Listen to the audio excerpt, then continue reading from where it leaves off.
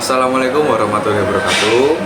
Di sini kami akan memaparkan resume yang telah kami buat tentang jejaring kebijakan dan pemerintah. Perkenalkan, saya Wulaica Nentias. Dan saya Harga Satria Samudra. Oke, yang pertama itu ada pendahuluan. Jejaring kebijakan dan pemerintahan yaitu proses yang melibatkan berbagai aktor dari sektor pemerintah dan non-pemerintah dalam membuat dan melaksanakan kebijakan publik.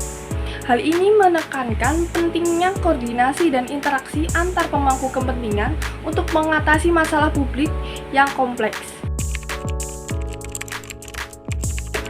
Selanjutnya, ada jejaring kebijakan yang terkait dengan dua hal. Yang pertama, hubungan antar aktor-aktor publik. Yang kedua, koordinasi dan komunikasi dalam membuat dan melaksanakan kebijakan publik. Lalu selanjutnya ada jejaring pemerintahan yang terkait dengan dua hal. Yang pertama, kerjasama antar lembaga pemerintah dan non-pemerintah. Dan yang kedua, ada mekanisme tata kelola yang melibatkan banyak pihak. Selanjutnya yang kedua itu ada konsep-konsep utama. Nah, dalam jejaring kebijakan memiliki beberapa komponen utama, yaitu yang pertama itu ada aktor. Nah, ini meliputi pemerintah. Nah, pemerintah itu memegang peran dalam merumuskan kebijakan, menetapkan regulasi, mengalokasikan sumber daya, dan menjembatani kepentingan berbagai pihak yang terlibat. Nah, kemudian yang selanjutnya ada lembaga swadaya masyarakat, atau bisa disebut dengan LSM. Nah, LSM ini berperan sebagai penyedia layanan, advokasi dalam membela hak-hak masyarakat dan memperjuangkan keadilan sosial, serta pendampingan bagi kelompok masyarakat tertentu. Nah, kemudian yang selanjutnya ada juga sektor swasta. Nah, sektor swasta ini tuh berperan sebagai penyedia layanan dan produk yang dibutuhkan masyarakat sesuai kebijakan pemerintah, investasi dana dalam program untuk mendukung kebijakan, dan yang terakhir ada inovasi dalam implementasi kebijakan. Nah, kemudian yang paling terakhir itu ada komunitas dan masyarakat. Nah, masyarakat sipil itu berperan sebagai pengawas, memperjuangkan kepentingan kelompok masyarakat tertentu yang terdampak dan penyedia solutif alternatif dalam proses kebijakan. Nah, selanjutnya itu ada teori-teori pendukung. Nah, teori pendukung itu ada dua. Untuk yang pertama itu ada teori governance network atau jejaring tata kelola. Nah, teori ini tuh memandang proses kebijakan sebagai hasil dari interaksi kompleks antara berbagai aktor, termasuk pemerintah, sektor swasta, masyarakat sipil, dan organisasi non-pemerintah. Nah, teori ini tuh menekankan pada kerjasama dan koordinasi antar aktor untuk mencapai tujuan bersama. Nah, untuk teori yang kedua, itu ada teori interdependensi. Nah, teori ini tuh menekankan pada ketergantungan antar aktor dalam mencapai tujuan mereka. Nah, meskipun dalam jejaring memiliki kepentingan yang berbeda-beda, teori ini tuh mengkaji hubungan timbal balik antar aktor dalam jejaring. Oke, yang keempat ada studi kasus. Dalam studi kasus ini kami mengambil program GDM atau Gerakan Dusun Membangun di Kabupaten Bungo, Provinsi Jambi.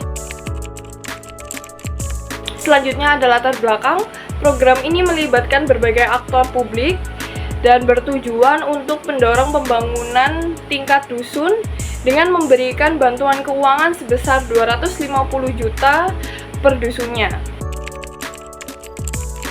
Aktor dalam jejaring kebijakan dalam studi kasus Gerakan Dusun Membangun.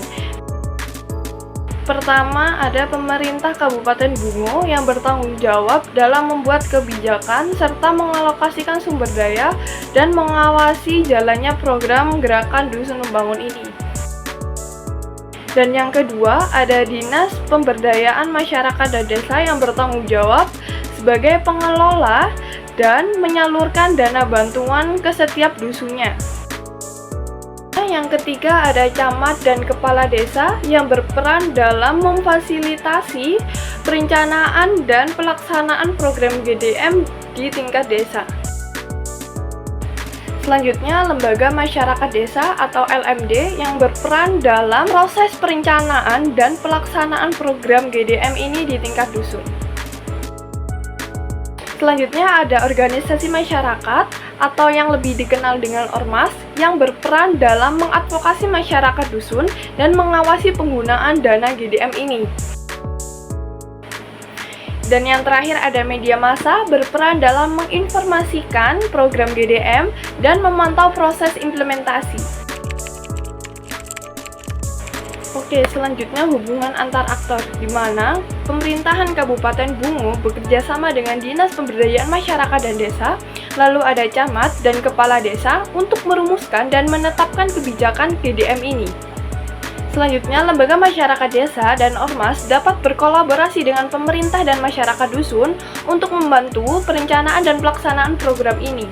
Lalu selanjutnya yang terakhir ada media massa yang berperan sebagai jembatan komunikasi antara pemerintah, masyarakat, LFD, dan ormas. Selanjutnya ada tantangan dalam jejaring kebijakan. Yang pertama, keterlambatan penyaluran. Yang kedua, keterbatasan sumber daya. Yang ketiga, kurangnya transparansi. Yang keempat, ada korupsi. Lalu, untuk mencapai solusi yang efektif dan berkelanjutan, diperlukan komunikasi yang efektif, partisipasi dari masyarakat, dan komitmen dari aktor-aktor yang terlibat. Nah, kesimpulan dapat kita ambil, jejaring kebijakan itu merupakan alat penting dalam pemerintahan modern yang berfungsi untuk meningkatkan koordinasi, efektivitas, dan partisipasi dalam kebijakan publik. Meskipun jejaring kebijakan ini dapat mempercepat proses implementasi, tetapi juga dapat banyak tantangan dalam hal koordinasi dan komunikasi yang perlu diatasi. Teori jejaring itu membantu memahami interaksi antar aktor, di mana kolaborasi antar aktor menjadi kunci untuk mencapai tujuan kebijakan yang sangat efektif. Nah, jadi apa yang telah kami sampaikan, kami kira cukup. Mohon maaf jika ada salah kata. Terima kasih. Wassalamualaikum warahmatullahi wabarakatuh.